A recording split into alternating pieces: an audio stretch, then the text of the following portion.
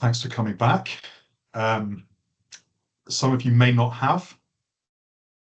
So by way of introduction, my name's Paul Eads. I am a town planner and a community development practitioner by trade, and I've been working in this field for like 25, 30 years, and more latterly since career changing, focusing on the connections between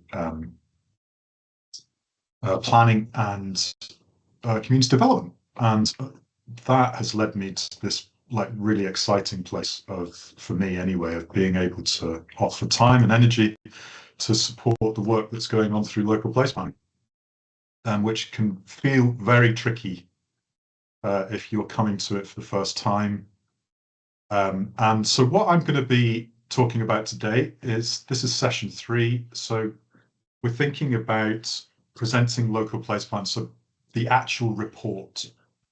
I guess we're talking about how we bring everything that we've done together, the engagement, the analysis, the deeper thinking, the background research, how we can pull it all together into a simple and effective report that meets all of the criteria for validation, the hoops or the checklist that need to be ticked off for our plans to be registered on the public pages of the council, and therefore acknowledged that they're ready for future assessment as part of the ongoing process of Argyll planners creating the next local development plan, Local Development Plan 3. And so, yeah, third one of the 3. These are all getting recorded, as has been mentioned. So, just coming back to our overview, the 6-stage process that myself and my colleague Chiara from Imagine If tend to use. Some of you who have also had the chance to either attend or watch the free training that I've done over the last few weeks for Scottish Community Councils Network will be familiar with this slide. And also if you've come previously to these sessions, that's just a little plug to go to the Improvement Service YouTube channel and check out the videos that have gone up there. That give you, they focus in on some shorter trainings on specific topics that may be of interest to you. The first 2 are already up, the others are coming soon. Anyway, 6 stages. So the first 2 classes were kind of covering issues in the first couple of stages, foundations and engagement. And then last week's class was entirely focused really on what we do with our data and how we can process that with honesty and consistency. And then this week, this class is really kind of gathering together some of the things that I think will be really helpful for you to know for the last 3 stages. So it's actually writing a draft plan so that it can go out to the one piece of statutory consultation that's required, the information notice periods, and then on to successful submission, hopefully without any requirements to do anything more for validation. And I guess just to stress again that this is coming out of queries that have been put and preferences that have been expressed to Kirsty and Antonio as the kind of things you would all like to learn. But in doing this, I'm just sharing my own practice. Please just steal what works for you. There are many ways to go about this. Even if all I'm doing here is giving you some traction and a framework to think about how it could be done so that you can develop a process that works for you. And it gives you a bit of a wide angle lens to put that in context. That is brilliant, even if that's all that happens. Because you probably have in mind ideas, or you've maybe even started your process, and that doesn't mean that what I say is the right way in any way, shape or form, but it can provide a context for you just to test your own processes and have a think. So in these latter stages, developing the draft and then going out to information notice, what I sometimes talk about is the first phases of foundations and engagement are, if you think of a diamond, so you're starting at your foundation point here on the left-hand side, and submission is over here on the right-hand side. if you imagine a sort of diamond going out from there and then coming back in at the other end. So you're starting from a point where you need to go wide to the many. I call this divergence. So you're expanding out your contacts, your networks, your understanding. You're engaging with people. You're getting people to express their ideas. And then there comes a point at the tip of the diamond, if you like, where you're going to gather all that together into analysis and start making sense of it. But then what we're trying to do at the other end is to bring it all together to a kind of focus, to clarity, to the final report. And so we move from divergence, going wide to the many, to convergence, which is where we start. There's sometimes some trade-offs during this period. It can feel a bit more small p political because you're potentially narrowing down options and sifting through disagreement and having to make some choices as a community body, which is ultimately your responsibility and the authority that's been given to you through representative democracy, through being part of a community council or being part of a trust that has a wider membership for your whole community. And then maybe that's been delegated to a steering group, but someone has to stand up and actually make some discerning decisions about issues where there may be disagreement within the community. And that's convergence, and it can feel a bit, this probably feels a bit more tricky. It's generally quite easy to do divergence because you're not necessarily trying to reconcile difference or find a midway through, or if necessary, discard ideas. You're just gathering stuff in. So generally, I would say most communities, if they have to do it for themselves, they find that a bit easier. And then the analysis is a bit tricky. It's like some of us haven't necessarily done that before, so that's why we've given you some training. But the convergence bit is that always feels a bit more tricky, and it's nice. That's the bit where communities often feel like it's helpful to have someone from the outside to come in. And as community leaders, we can feel like we're sticking our heads above the parapet a little bit. But it doesn't mean that you need other people to come in. Just needs to be a transparent and useful and practical process to help you narrow down your options and think through the issues and then articulate. Anyway, so some of the questions you may have at this point. How can we work collaboratively as a steering group to develop proposals? How can we lay out proposals and what information do we need to include? How can I run the information notice period? Now, we did touch on that last week. I might just run through that briefly again this week because it would make sense to do that. And then how can we make sure we have a valid submission at the end?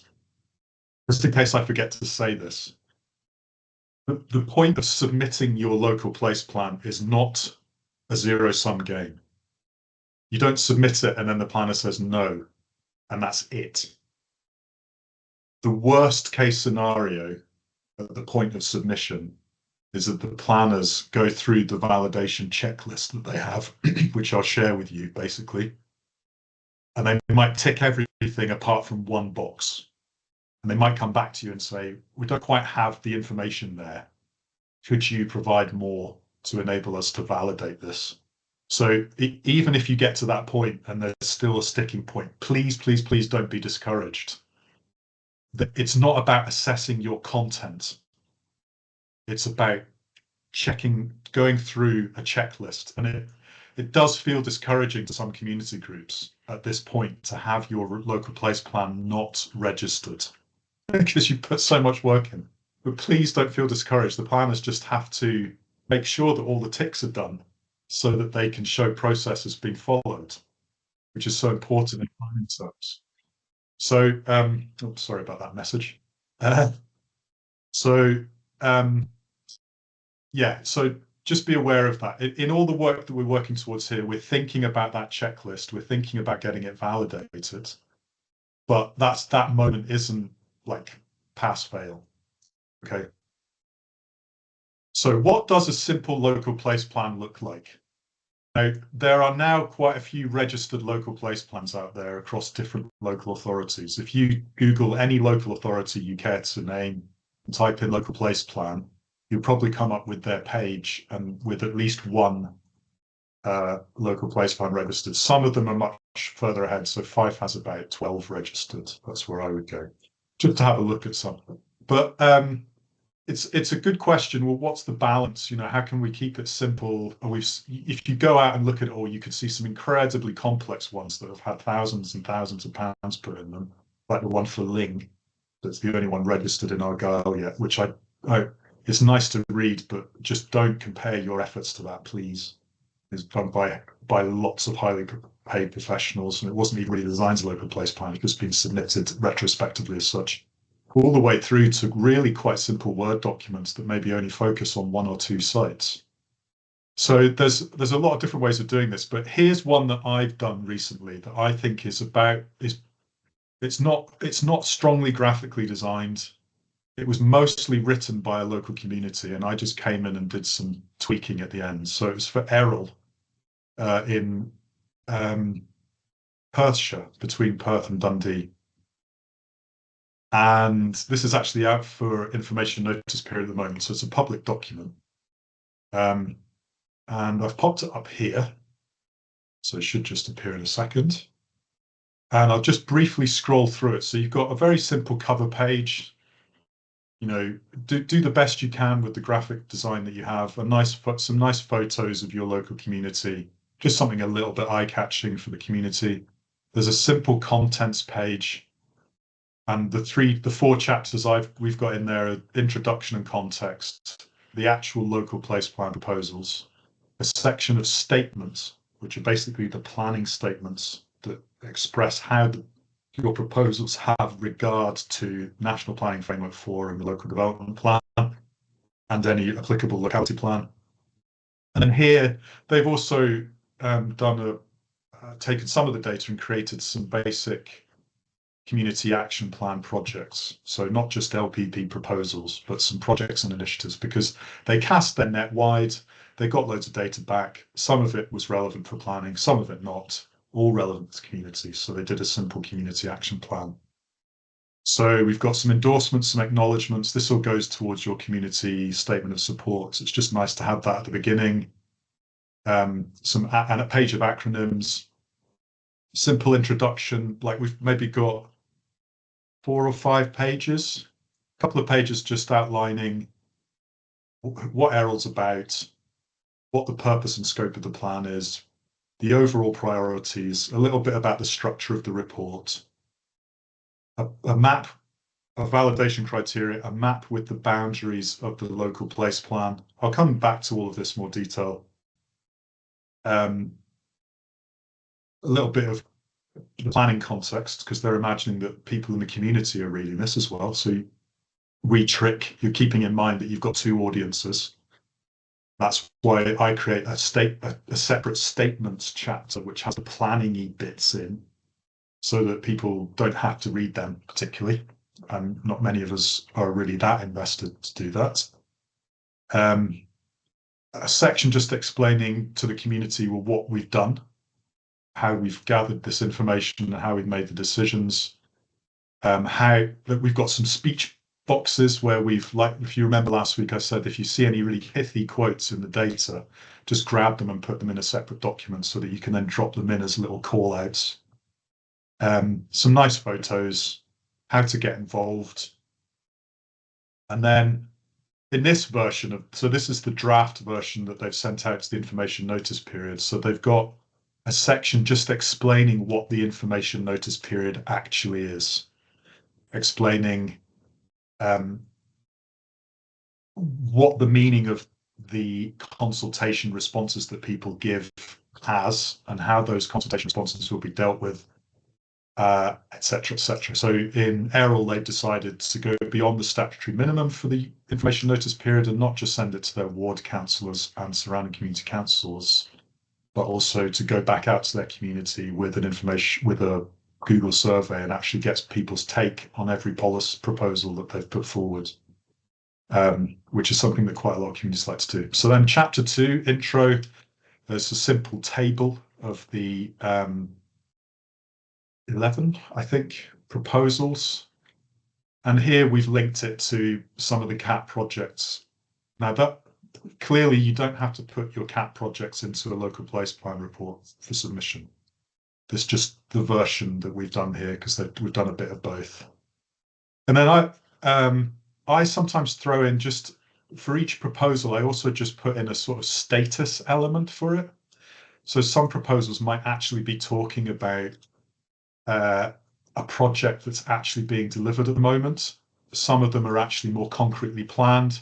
Some of them are just in initial discussions, and some of them are just a sort of concept. You know, we just want the local authority to assess this as a proposal that might control development, some kind of conservation area extension, or as an assessment that should this development come forward led by a community group in the future, we'd like you to just assess that and indicate whether in principle in the local development plan that would be acceptable. So obviously that's not part of the circular or anything, but it's something that you might want to throw in just to give people some steer, particularly in the community, as to the kind of proposal that it is and the stage that it's at.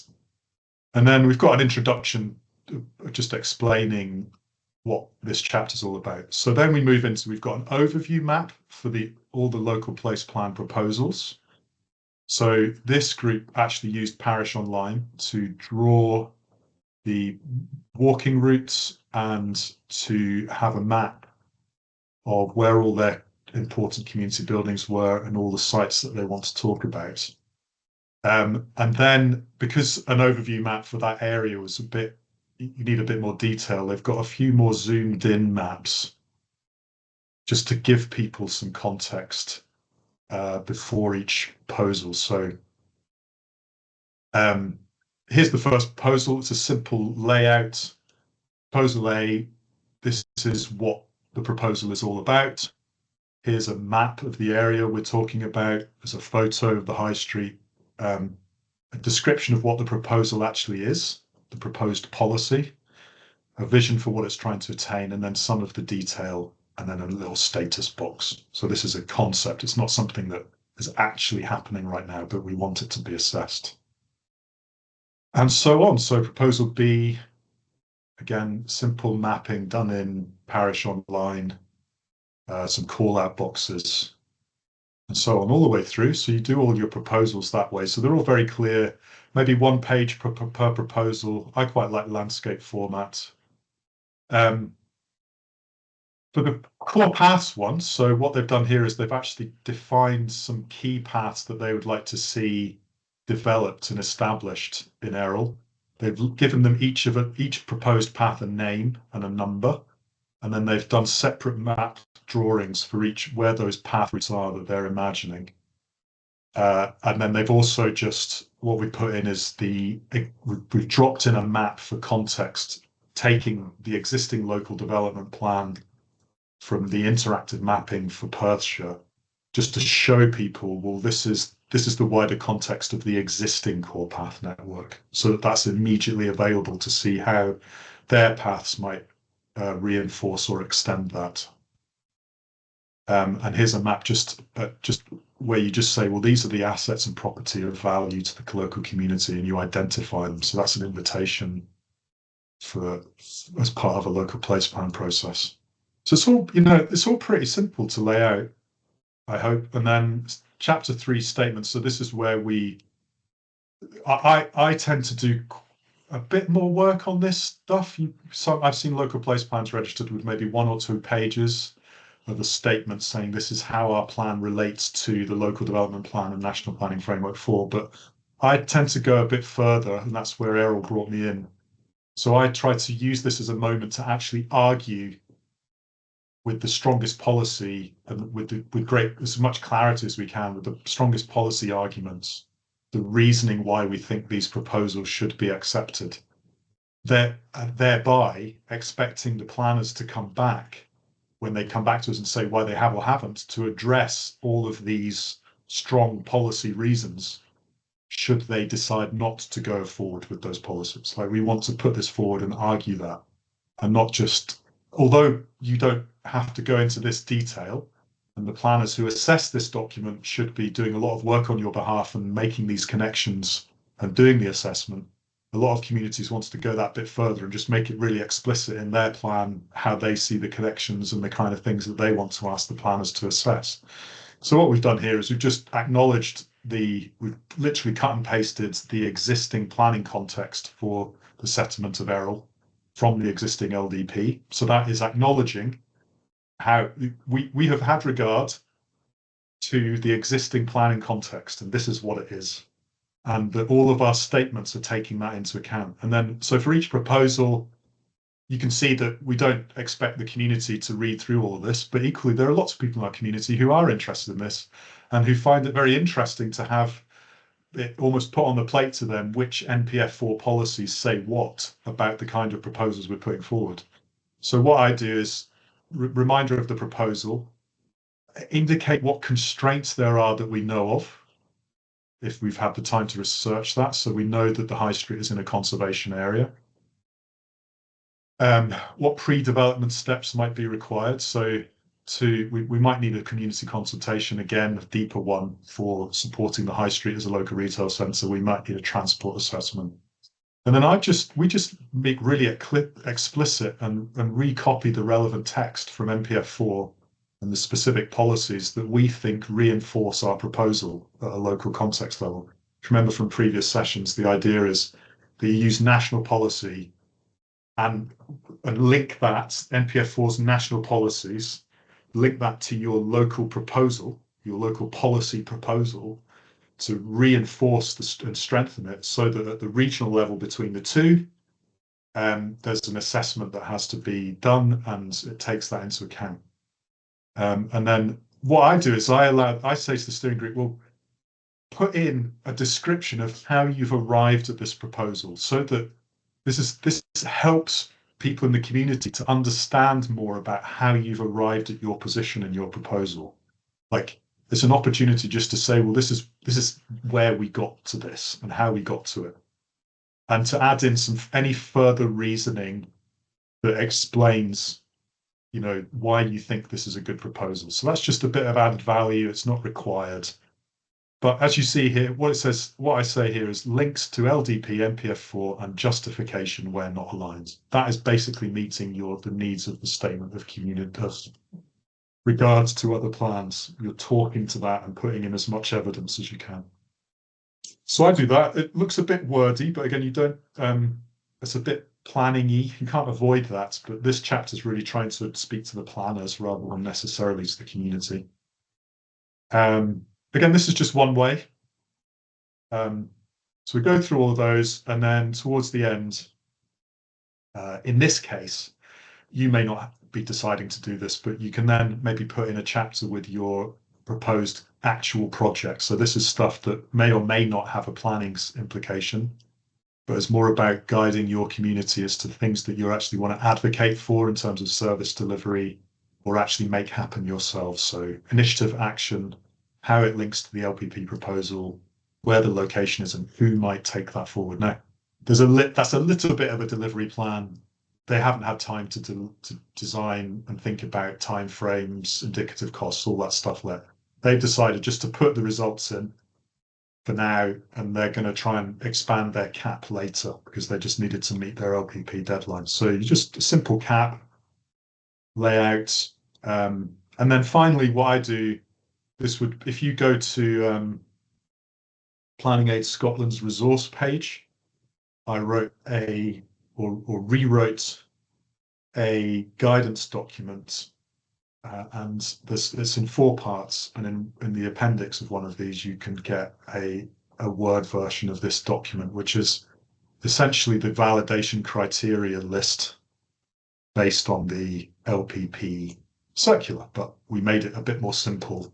Many councils actually just taken this list for their validation criteria. It could be that that's what Argyll and Bute have done.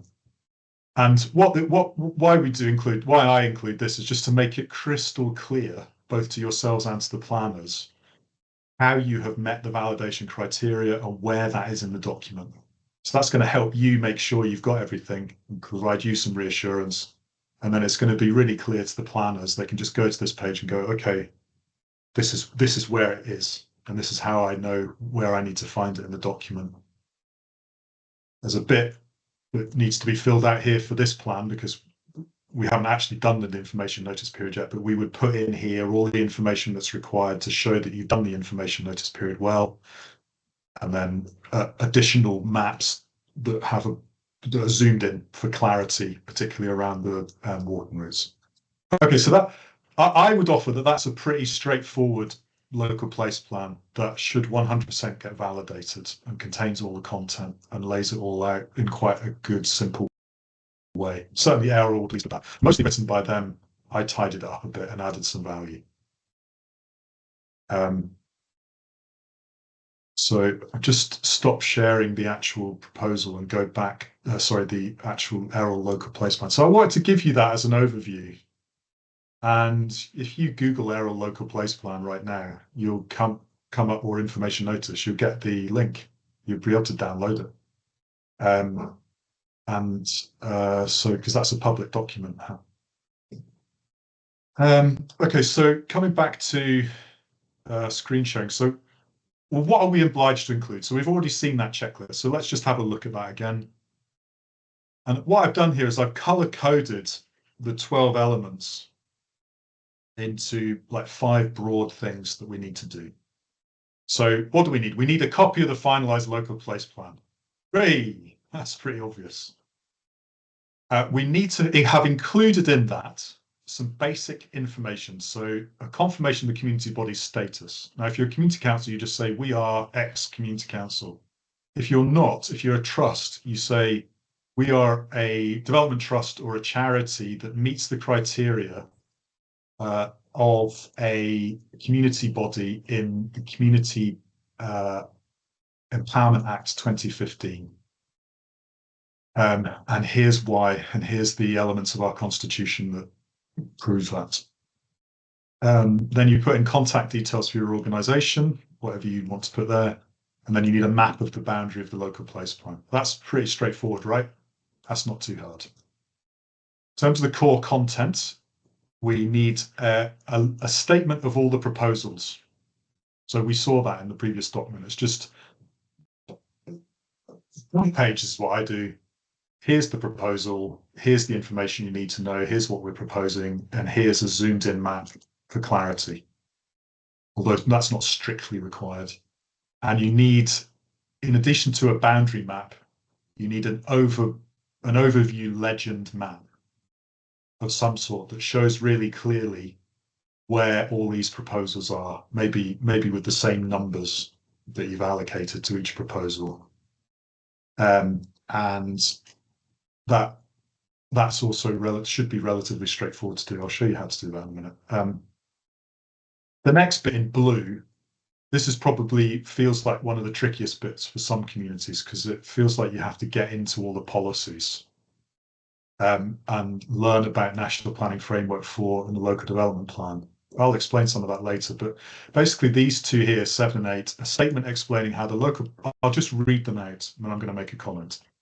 A statement explaining how the local place plan has regard to the National Planning Framework, the existing local development plan, and any relevant locality plan covering your area. And then the next one, this is a separate element of the circular. This says a statement explaining how the proposals in the LPP align with or differ from the relevant policies and development proposals in the documents listed above. And why you consider the local development plan should be amended in light of this. Now, strictly speaking, I put that as 2 different things, but for me, that's 7 and 8 are saying the same thing. What does it mean for your local place plan to have regard to these 3 documents, the locality plan, local development plan, local plan framework? For me, what it means is you explain how the proposals in your LPP align with or different from the relevant policies. And then you put in a little gloss saying, particularly if you're proposing something that is not supported by either an NPF4 or a local development plan. If you are, I've not come across that situation yet. There are usually policy hooks that you can use to justify what you're doing. Anyway, it's the same thing. It's not 2 separate statements. You just have to write a chapter or a few pages explaining. To have regard to these documents is to explain how your proposals differ from or align with relevant policies in NPF4 and the local development plan. That's it. So don't get confused there. It's the same thing, this blue bit. And then in red, next bit is you need to send evidence. You need to submit evidence that you have done the information notice period appropriately. And that's basically showing that you've sent emails to the core people, which are your ward councillors and surrounding community councillors. You don't have to show that you got a response from them. You just have to show who you emailed and the fact that you, presumably, if you get a bounce back, then you sent it to the wrong place. And then explain reproduce the cover letter you sent. We'll come back to that in a minute. I would anyway, to all these people, and indicate when you sent those, the period that you did the information notice. So I think you'll agree that's pretty straightforward. And then last of all, in green here, evidence of the level of community support for the local place plan. So that's your second statement. You've got two statements, a statement of regard to the other documents and a statement of community support. And that's explaining how the community body reached that view. So basically, I would say there's only two hard bits there, really. There's the orange bit where you write your proposals, and there's the blue bit where you make the connections. All of the rest of it's pretty straightforward to do, I think. So how do we, let's just, the main thing that we need to focus on really, but we will talk about the rest, is the orange and blue sections here. So how do we develop the orange and blue bits for our draft? So this is the next stage 3 or part 3.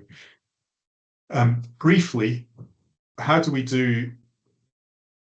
So the bulk of it will be the orange and blue bit. But we'll start at the top. So yellow, details and boundary maps. Okay, how do we do this? Right. So expressing our community body status. So here is the definition of a community body in the local place plan circular. It's a community controlled body within the definition given in section 19 of the Community Empowerment Act, or a community council.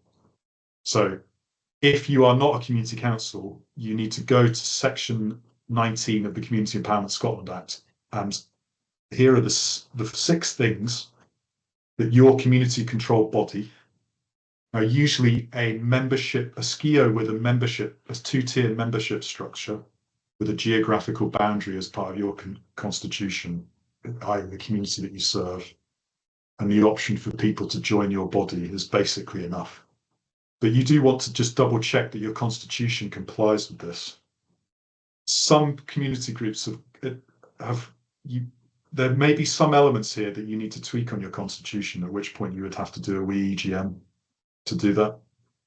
So your constitution, or you need to show that your body is controlled by a definition of you have to have a definition of the community to which the body relates, which is usually geographical. Provision that the majority of members of the body consist of members of that community. Provision that the members of the body who consist of members of that community have control of the body. Provision that members of the body is open to any member of that membership of the body is open to any member of that community. A statement of the body's purposes and aims, including promotion of a benefit for that community. And this one has been tricky sometimes, but it's good practice to have this in your constitution anyway. Provision that any surplus funds or assets of the body are to be applied for the benefit of that community. Now, most development trusts with SCIOs, TEP forms, or any other, to be honest, will be able to comply with that, but you want to check that and evidence that when you submit your local place plan, if you're not a community council. The other way of doing it is, if you're a development trust, you could deliver the plan with the local community council basically saying, we're happy for you to deliver it and we'll endorse that and be the community body that submits it at the end. That's another bit easier way to do it. Just work in partnership with your community council. And then, okay, how do we do the boundary map for your local place plan? Now, if you, I won't click through, but I put the link in here. Actually, I might as well. So I put a link here. So you can go to this web page, which is provided by the council. It's very handy, a big map in different colours of all the different community council areas in your council region. So if I just, so that's a really easy place to go to. So I would potentially, what you could literally do if you're in Dunad is just screen grab that bit doesn't matter if you've got the other names. You just say this is the council boundary, community council boundary of Dunad Community Council, and just drop that in. Or you could use Parish Online if you have access to that program, and just cut and paste, screen grab the Gilphead area, and say this is the community council boundary that we are using. Now, I suppose you may be doing a settlement LPP for a settlement, or possibly even a district. So you'd have to find other ways to find a map that shows what the boundaries are, but they're often quite easy to find. That's pretty easy for the yellow bit. Okay, so the first orange bit. So how do we create our proposals? So remember, this is a simple example of a proposal, the layout that you could use on a landscape piece of A4. So if I was you, I would use PowerPoint or Google Slides to create your local place plan. You can do it in Word if you're familiar with that, or Google Sheets.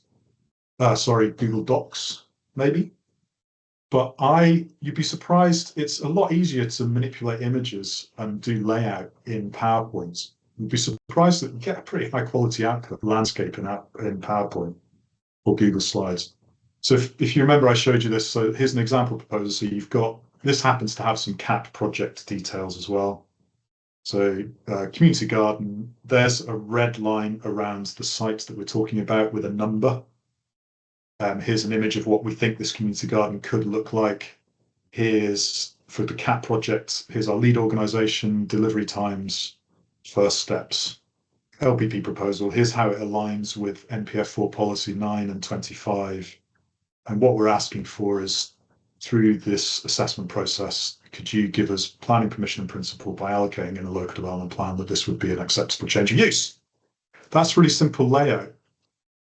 I would hope that you might find something similar to be relatively easy to do in Word or PowerPoint.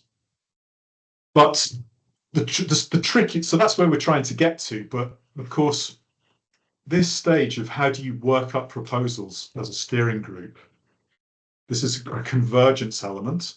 The steering group is doing this on behalf of the community with honesty, integrity, and transparency.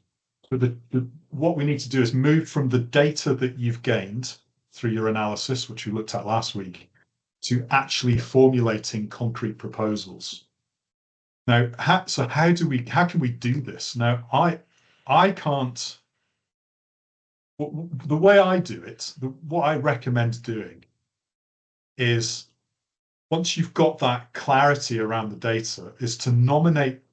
This is how I would do it: is to nominate one person within the group to go away and have a bash at a first draft of working up some initial proposals from the data, basically saying, okay, it looks clear to me that we could create a proposal from this data, from this response, and to start creating a draft so that you've got somewhere to start. All that person is then going to do is bring that draft back to the group for them to read over, to assess and talk through. So it's just a first step. And of course, the group still has access to the wider data. So later during conversations, people can assess and pick up bits that have been missed, or nuances that could be added. But it's so much easier as a steering group to have conversations around an initial product that one or two people have produced for you, and then move from there to tweaking. It's much harder just to go from data and write proposals by committee straight off the bat. So I just don't do that. Now, in my case, often I'm brought in by communities, so they entrust that job to me. But there's no reason why someone within your group couldn't do that, because they can't skew anything. They're just going to have a bash because everything's transparent and they're just bringing it back to the group, right? So so I then do a draft layout, a really simple table on a sheet of Word, where I go, as a person tasked with this job, I go from the data list and I just start working up some proposals and what they could look like. And so I come up with an initial draft. And that may or may not include some maps, even some rough drawings. but just get to a point where you feel you could start having some conversations based on the data. So you imagine you then sit around a table as a steering group. There's 6 to 8 of you, let's say, however many, and you've each got a copy of this draft in front of you, and then you just work through each proposal that's being produced. You start with proposal A, etc., etc., or proposal 1, and you have a conversation together around the text that has been produced. Now, the way I then do it is that you want to build consensus within the group. Now, you can't build consensus with the community, but you can build a level of consensus within your representative group, because there's only 6 to 8 of you. But remember that the touchstone here is you're going to go back to the community during your information notice period. So the community is going to get to comment on all this stuff later as well. But so you're around the table, and what I do is I use something called finger voting. So yes, no voting is the most blunt of all options for voting. Finger voting is a way of consensus building. So I would sit there, there'd be a chair of the meeting, and I'd say, okay, we're at proposal 1. You've all had a chance to read it. You might reread it just for clarity within the meeting. You've all had a chance to read it beforehand. The proposal is for a set of active travel routes. And you just check in right at the beginning, you just check in and say, how are people feeling off the bat about this? Because what you want to do is surface, you don't want to assume that there's any problems here. You just want to surface transparently where people are at with it. And you say, okay, finger voting is basically if you're really, really unhappy with this proposal, you hold up 1 finger. If you're really happy with it, you hold up 5. If you want to express concern or uncertainty in some way, then hold up 2, 3, or 4. If you're holding up 2 fingers, make sure it's the right way around. And what you do is you then pause and you allow people to think. And then you say, well, on 3, we're all going to reveal at the same time on our fingers what we think about it. Because you want everyone to do it at the same time, because you don't want other people's thinking to influence others, right? So what happens is you're on proposal A, a check-in vote, 1 to 5, how are you feeling about it? Potentially everyone around the table goes 4 or 5. And at this stage, what I say to everybody is we're painting an artwork. We've got an outline, we've done a draft plan, we've got the sketch outline of a piece of art. All we're doing at this moment, first of all, we're not looking at the detail. We're just thinking about blocking in the colors. Have we got the right colors blocked in? So you could sit around on this proposal and everybody just transparently goes 4 and 5. And you look around, you just go, okay, we're pretty much there already. Let's just move on. Now, so that deals with the fact that you don't have to have a conversation necessarily. You just start at that point. You just move on quickly to the next proposal. That doesn't mean that we can't come back and fill in the detail later. But at this stage, we're just wanting to mow through the proposals. What happens if you get someone holding up a 2 or a 1 or a 3? So there's an opportunity, once people have revealed their thoughts initially, to then just interrogate those thoughts and go around the group. So you could invite someone who's held up a 5 and say, well, why are you so positive about it? And then you allow people who have held up a 2, 3, or a 4, or whatever, or 1, to say, well, and it's key. The key thing here is, can you say what the difficulty is that you have with this? Is it something that's missing, or is it an actual resistance that you've got? But when you say that, can you offer what you would like to see changed in the proposal positively that would allow you to increase the number of fingers that you're putting up? So the invitation is to share concerns in an open way, in a systematic way there's a frame to the conversation, but with every criticism or concern that may or may not be legitimate, you're inviting people to offer the positive solution that they have. Now, they may not have one, they just want to bring it to the group. And then they say, well, this is the issue I see. Can the group help us to work towards a suitable solution that could create a win-win structure? And so you have a conversation around that transparency, you work together to see if you can get to the point where there's a sense that there's something, everyone's, and then you do a final check-in. You do another finger vote. You say, well, where's everyone at now? And if everyone holds up a 4 or a 5, or You might check in and people are still a bit uncertain, but you go, look, recognize there's some issues here, but are, given that you've seen where everyone else is at, and like 6 other people are at 4 and 5, and you're still maybe at a 3, are you willing to just let this go? And it's enough for you at this stage. And often people will go, yeah, I'm okay with that. And then you move on. Now, you could do a finger vote at any point during your conversation around any one proposal and just check in. And then if there's still some uncertainty, you then move to another conversation. How can we make it better? You could get to the point where you just can't make this proposal work, at which point you might want to consider you just don't take it forward. It could be clear. The first vote could be everyone's on a 1. And you're like, okay, we're just not doing that proposal. That's fine. Finger voting, consensus building tool, and you work up the draft and you take notes, and the person maybe that's written it in the first place goes away and amends the draft and brings forward something that the group is feeling comfortable with. That's basically how I work up a set of core proposals. Okay. Pause. I've been going on a bit.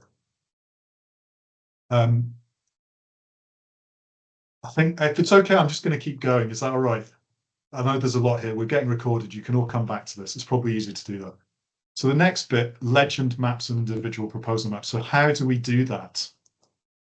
So once we've done our proposals, we need to find a way to express each proposal generally should have a map to it. Now, you might be talking about housing policy principles in general for your whole area. So you might not have a specific map if you're putting forward that type of policy proposal. But most proposals should have some kind of map defining the area that you're talking about, because basically LPPs are about where. So for this, I would totally recommend that you go to the recording that Kirsty did of me talking about how to use Parish Online, which is a program you can get access to that allows you to extract OS mapping or even do drawings within the program. So there's a whole section. If you go, particularly if you click on the link that's in this PDF that will be sent around, or you go to the Argyll and Bute LPP support pages, you can watch this video from about 30 minutes in onwards about Parish Online and how that works. I'll just do a little demo of how I would do it. So real quick. So I'm just going to log into Parish Online. Now, I would probably find it easier personally to pull out an actual map from Parish Online. Now, obviously, you need to have your Ordnance Survey public sector geospatial agreement, basically permission from Ordnance Survey as a community council to use their mapping in this way.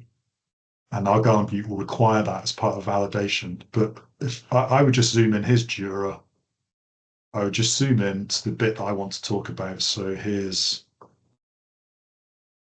hang on.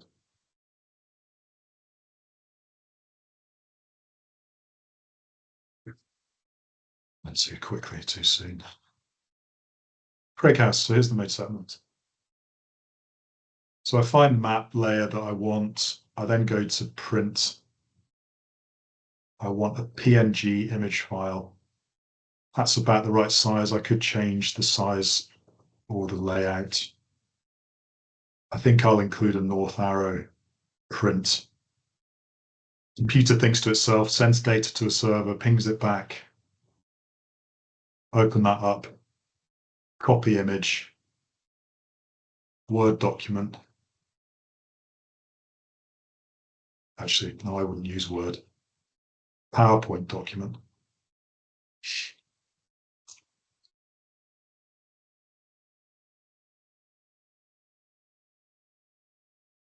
Paste. Play around with this, but basically what I would do is I'd go insert, shapes. You can choose polygon drawing tool, or otherwise known as freeform shape. I want to draw a line around this field. Bang, bang, bang, bang, bang, bang. I'm just using my mouse to create this line around the field. Bang, bang, bang. Shape fill, no fill, outline, red or whatever color. Right click, format, line, solid line, width. Oh, I've done the wrong thing. There we go. Thicken the line. Right. You've just drawn a polygon around an area that you want to talk about. And you've got it in a map.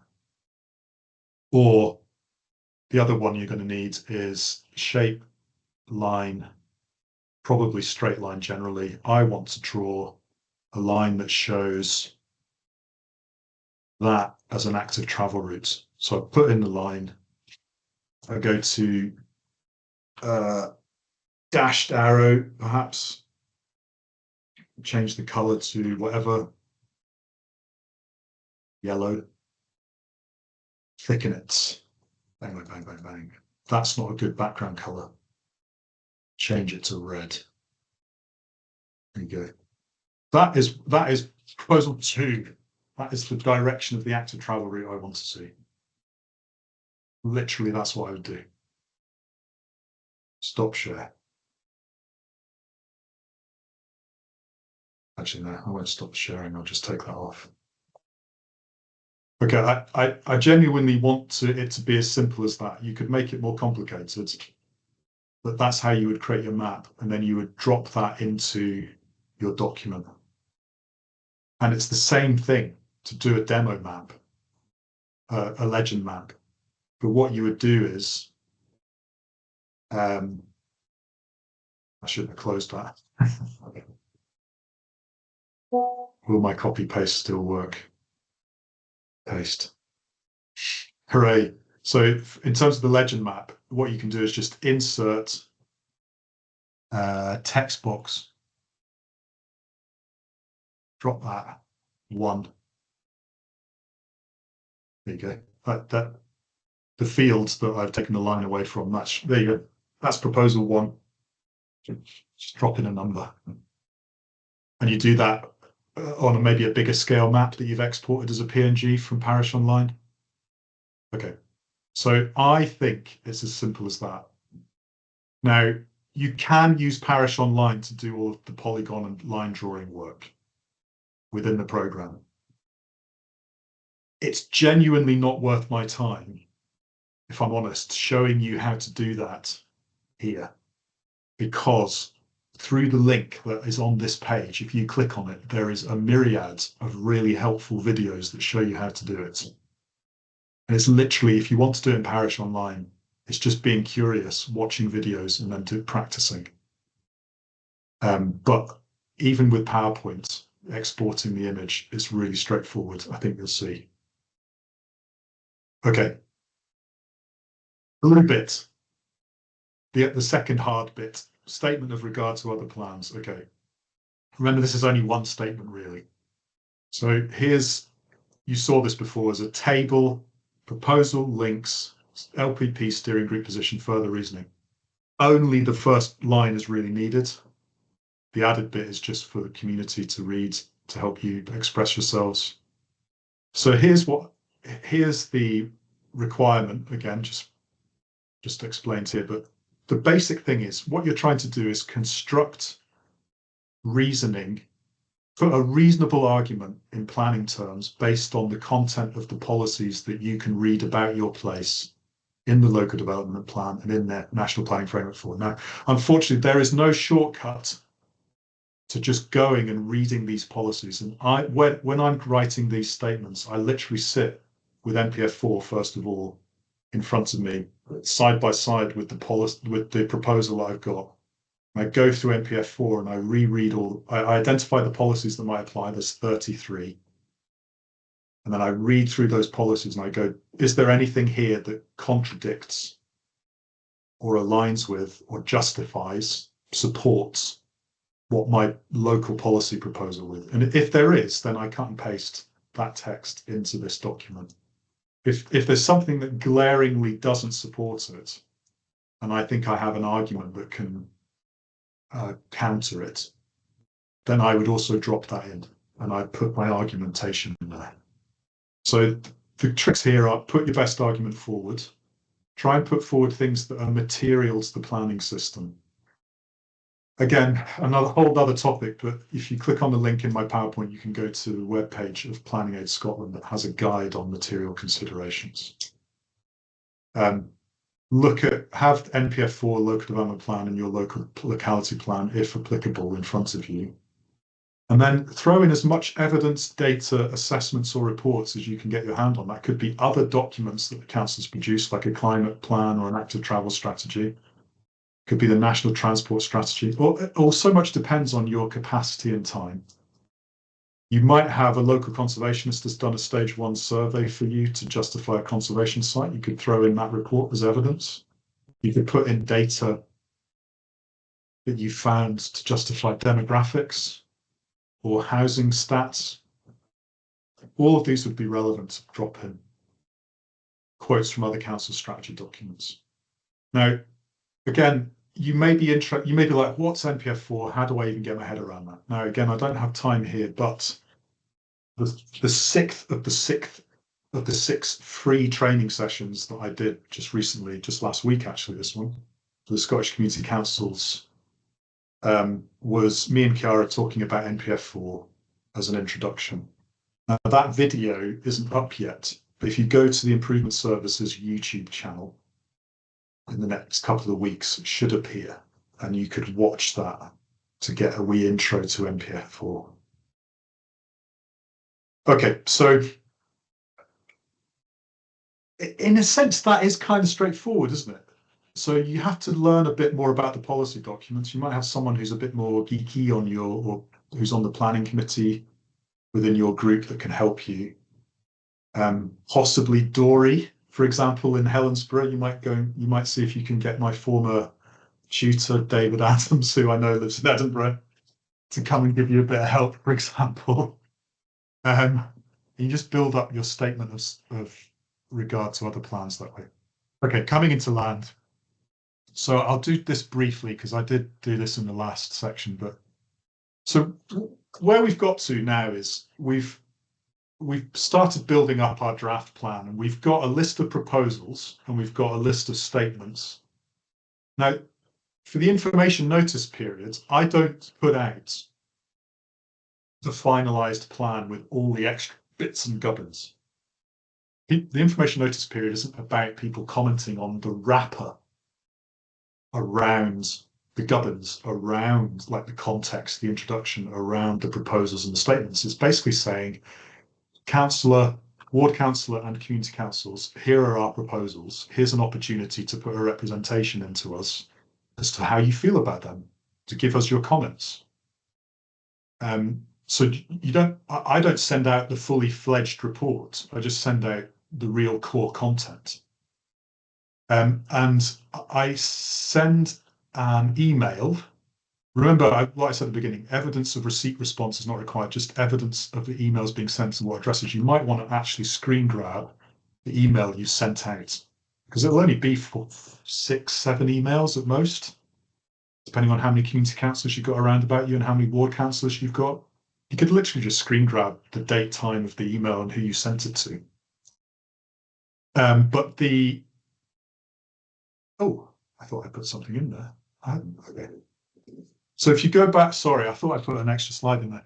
If you Google Scottish Borders Council information notice period template letter, and that's in the PowerPoint for the last session and in the last training session that's going to be done as a video, you will get a template form to send both to surrounding community councils and to your ward councillors.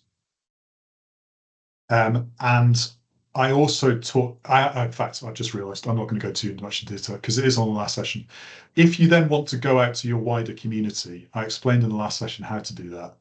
Maybe create a Google form, a question page, a section for each proposal, a reminder map, and the opportunity to say whether they support the individual responding supports, is neutral towards, or objects to. So literally a planning representation, which will then in Google Forms, it will create a little pie chart that makes it really clear whether people are neutral or in opposition for you to assess, and then character delimit an opportunity for people to say why they've taken that position or what changes they'd like to see, to about 50 words. That's what I do, because you don't want to be overwhelmed with more data.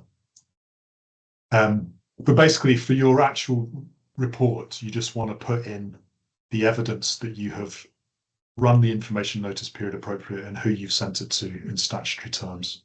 Now, if you do go to your wider community, that is during the information notice period, and get them to comment in the way that I suggested or a similar way, that is fantastic for your statement of community support, because not only are you describing all of your engagement that you've done, who attended, how many, all that stuff.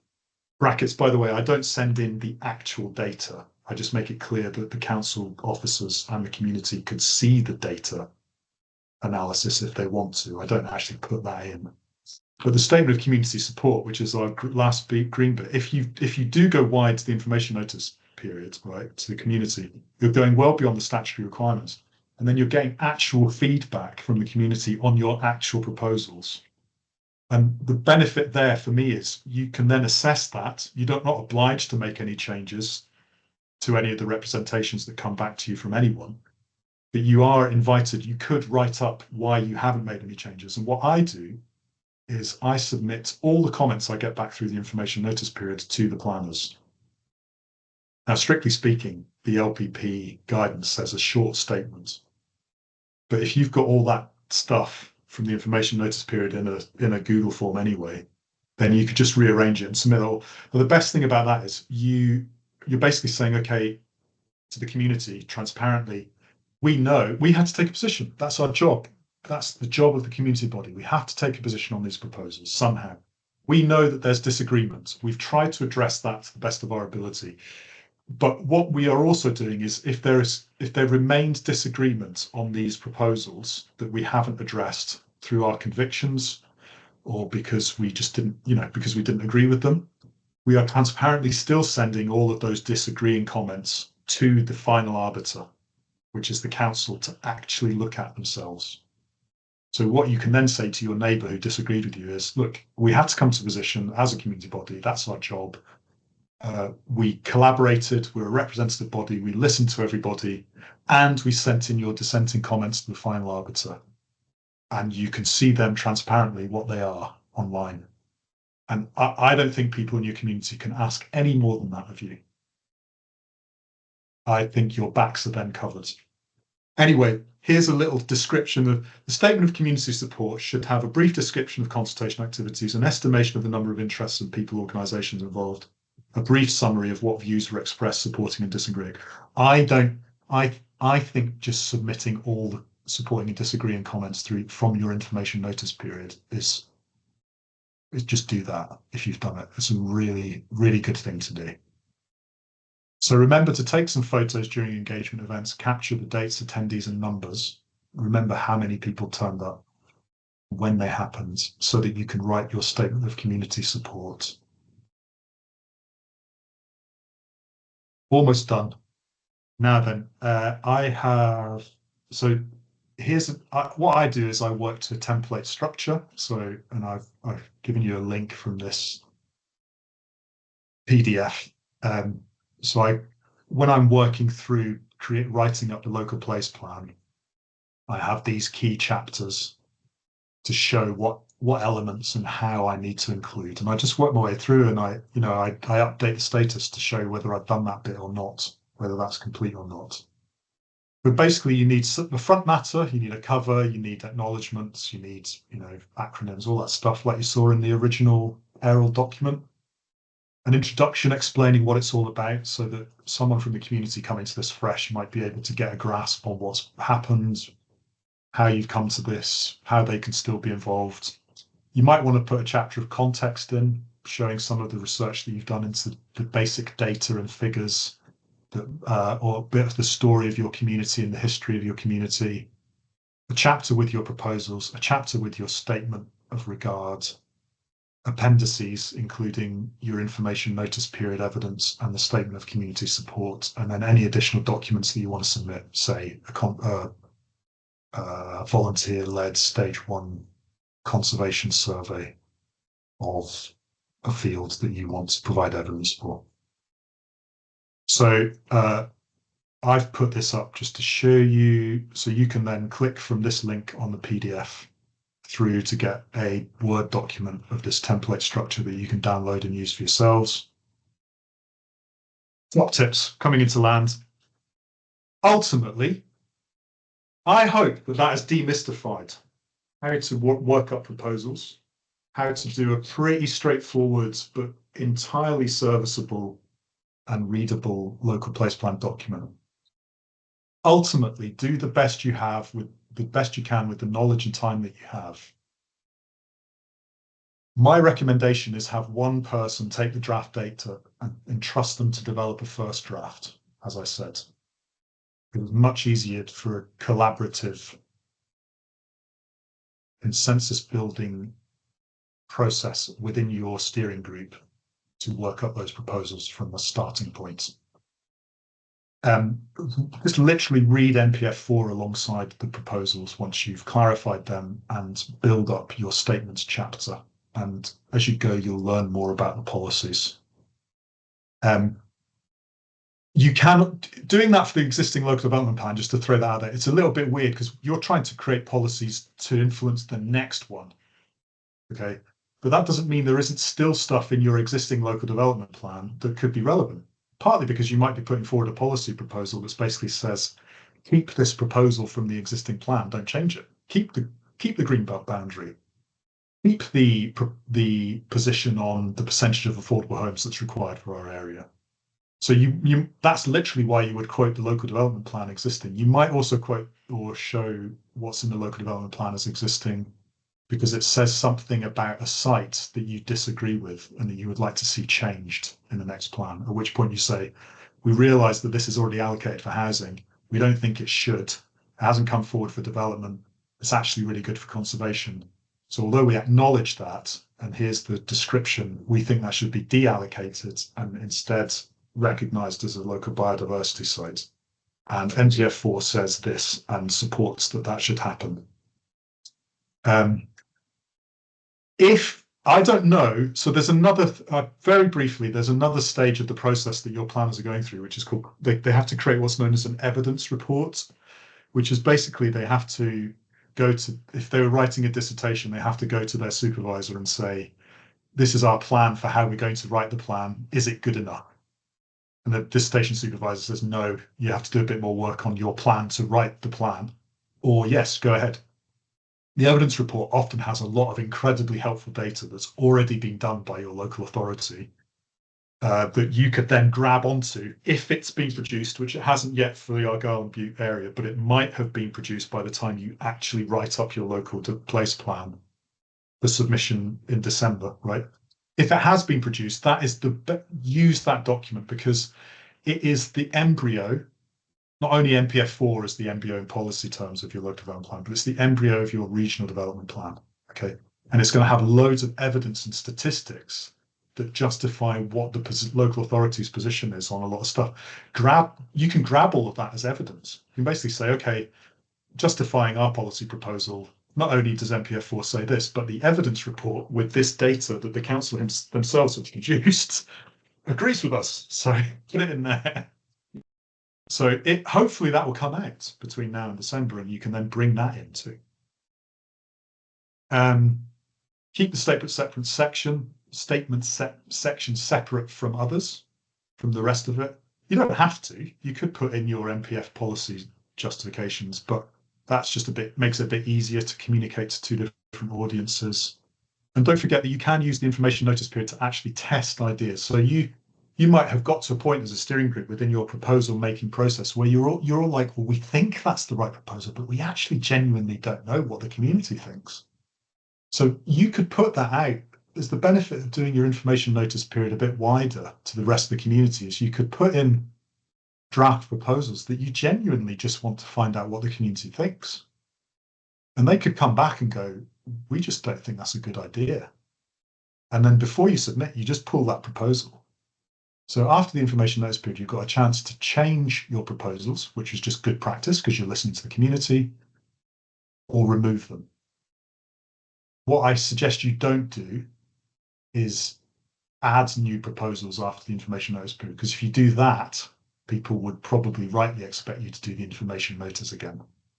So I just don't allow people to put in new suggestions at that point, just amend or remove.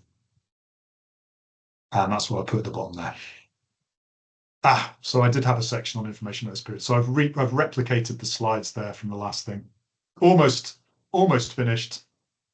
Once the information notice period ends, you get all these comments back. You could just do finger voting again. You can read all of this comments from the steering group, work through each proposal again, have at the side all the comments that people have made, do some finger voting, and assess whether any changes need to happen within your group. And then here finally is that's the checklist again, colorized. Final thing, the guidance in the development planning guidance 2023 that is your planners are supposed to follow within the department. You can go and download this. There's a whole section on what the planners should be doing to support you and assess the local place plans, right? But it specifically says that planning officers should make themselves available for communities to go to them before they submit for a pre-submission check-in with the planning officers who are going to validate their LPP to see whether everything's there that needs to be included. So even before you submit, you do a pre-submission check-in, show your local place plan to the officers. In fact, if you're going to do an information notice period, I would submit your draft plan to the officers as early as that and give them 28 days to come back with their own comments. That's been really useful in others. They don't have to, but you might as well. It's a public document at that point. Get the local authority planners to comment on your draft as early as that. But then go back and just say, look, we think we're going to get all our validation ticks done, but can you just check it over and tell us before we even submit? So you should be able to do that. And then remember validation, what I said at the beginning, it's not pass fail. The officer will come back to you if they need anything more, etc., etc., etc. So another reminder, the Planning Aid Scotland Guide for Community Delivery of Local Place Plans that I wrote, series of videos by Scottish Community Development Centre, there's a link there, and an easy read guide to local place plans created by West Dunbartonshire Council that I think you would find really helpful as a handout or a note to other people in your community who are going, what is a local place plan? Well, give them that. It's 20 pages, it's graphically designed, it's really open and easy, and it counts for any area. It's done by West Dunbartonshire Council, but it's relevant to Argyll as well. Thanks. Any questions?